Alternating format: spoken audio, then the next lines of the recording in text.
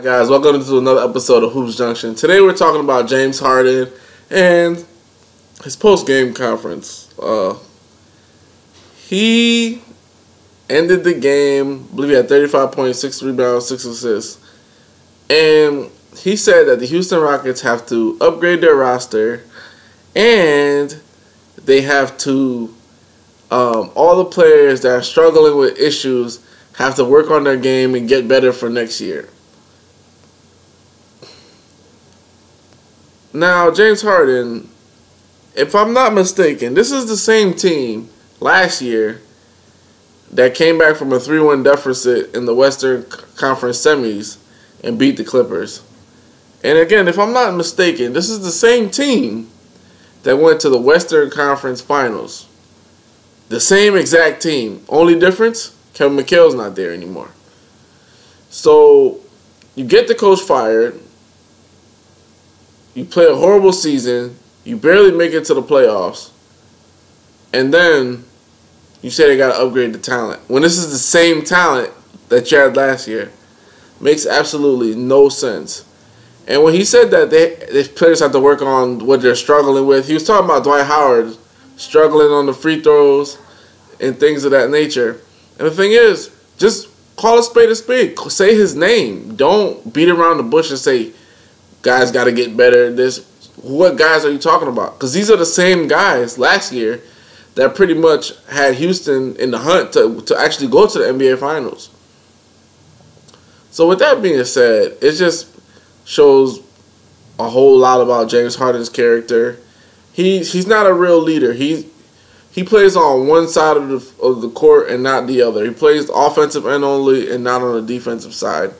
And it showed. I mean, he scored like 25-plus points in the series, and most of his ratings were negative ratings in the plus-minus. I'm talking about negative 27. It's like if he wasn't on the court, they'll be better off because there'll be more ball movement and other players can score.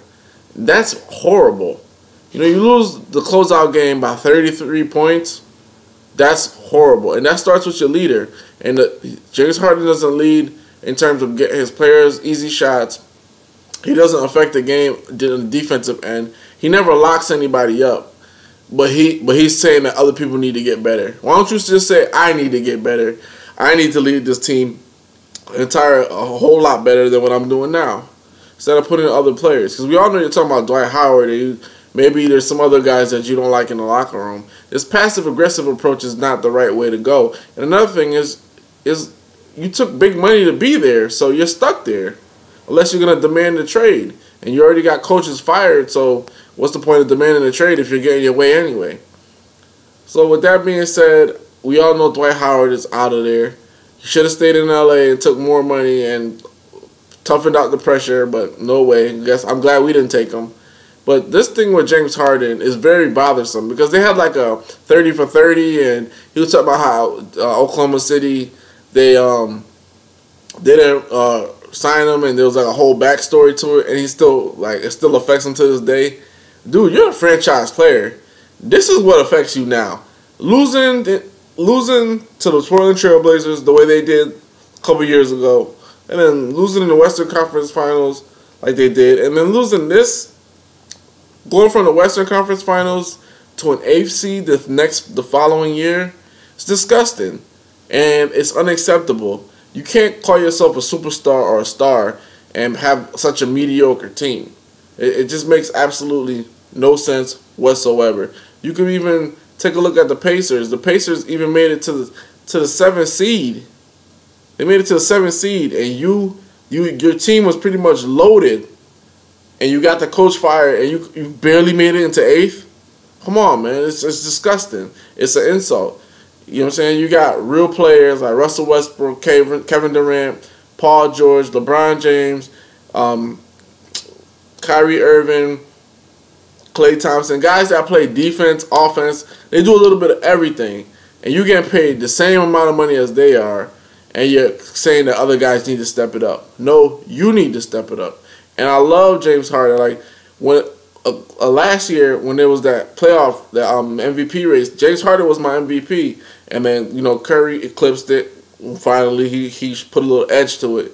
But like this year, it's more evident the separation that all these players are making from James Harden. And it's from leadership qualities, defensive end. There's just multiple ends that he just doesn't affect the game. And it's sad. And if he continues down this path, he's going to cut his career short. I think that Houston really needs to consider going away from him.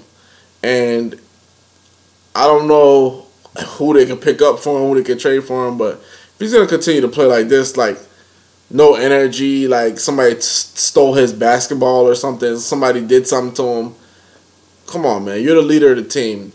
It ends and starts with you. See what I'm saying? The way you play, your teammates play. The way you defend, that's the way they defend.